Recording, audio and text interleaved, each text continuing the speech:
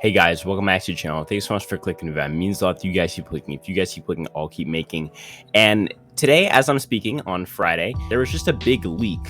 Basically, we have a whole tribe from the Survivor 43 cast leaked. Not only do we have in-game pictures of them, but we also have full names and their tribe name. It's crazy because even the unofficial inside Survivor leak isn't supposed to come out until maybe late July or like at the earliest or early July. So this is a real leak. Like somebody from the Survivor production crew is going to get in big trouble if it's found out who did this. We have this tribe. It's looking like interesting people. Obviously, it's just a picture. We don't have much info to go off of besides that, but it is still crazy that we have this leak, and I really want to dive into who these people are and overall just what 43 has to be, in my opinion, to get the show back on track after a 41 being an objectively bad season with an objectively bad winner.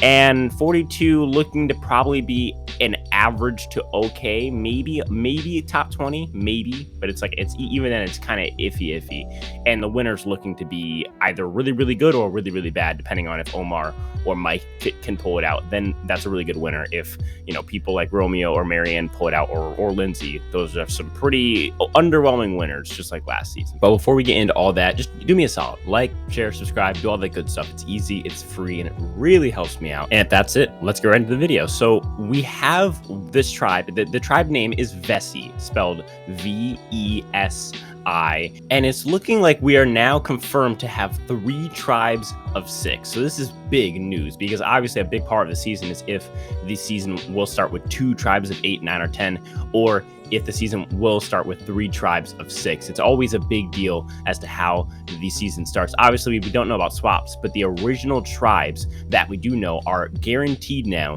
to be 3 tribes of 6, because one of them is a tribe of 6. So in this tribe, the first person that we see is named Dwight Moore. And I'm not gonna lie, Dwight looks like me. He looks like a light skin with like a mild amount of hair. It really matches my my build. So maybe Dwight can be my guy to root for. Dwight to me looks kind of like a nerdy figure, not necessarily a super fan, but definitely not a recruit to the show. In fact, I'm curious to see if they will continue their streak of only casting like super fan game bots with 0 personality. Zach. So we'll see. I think Dwight definitely has potential strategically. I think physically is where his issue may be. Also socially, I think someone like Zach may just be in the wrong season at the wrong time, because this season, to me, the rest of the tribe seems to be like recruit types who aren't necessarily big super fans, which I like from a casting perspective. Not having every single person be like a Zach, or a Romeo type, where they're just there to simply be game bots. And it seems like this tribe may not be the best for Dwight, but we'll see. The next one we have, his name is Cody Assenmacher, which is awesome. That's a glorious name. I love that, and I appreciate his parents for existing so that we can hear the name Cody Assenmacher announced on our TV screen at the start of the season.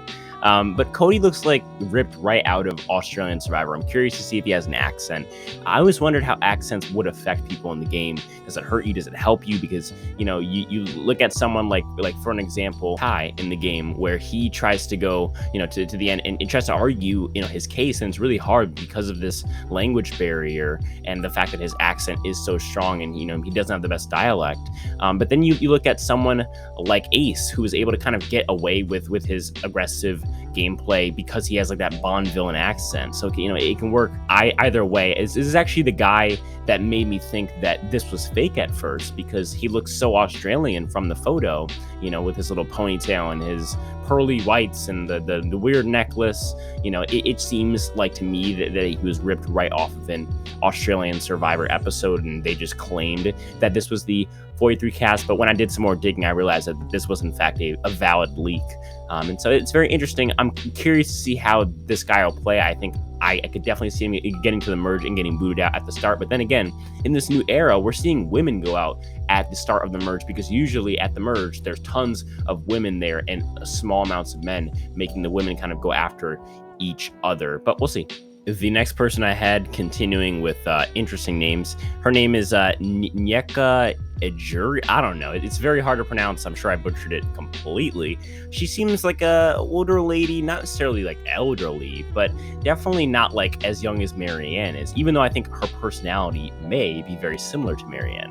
I think she may have been cast for her like bubbly and positive personality, like many women in her mom or older woman archetype are. I mean, they're usually not casting mom archetypes for them to be, you know, the villain of the season. You know, it really doesn't fit the story or the narrative, and it really doesn't give moms, you know, the most tender people in the entire world, someone to look to who they can relate to. Obviously, they're usually not villains in real life.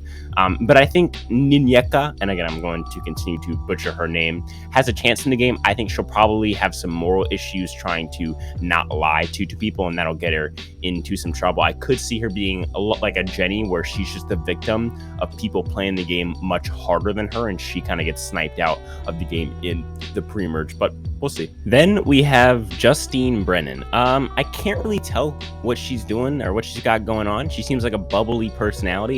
She has a big smile on her face, and she seems really happy to be there.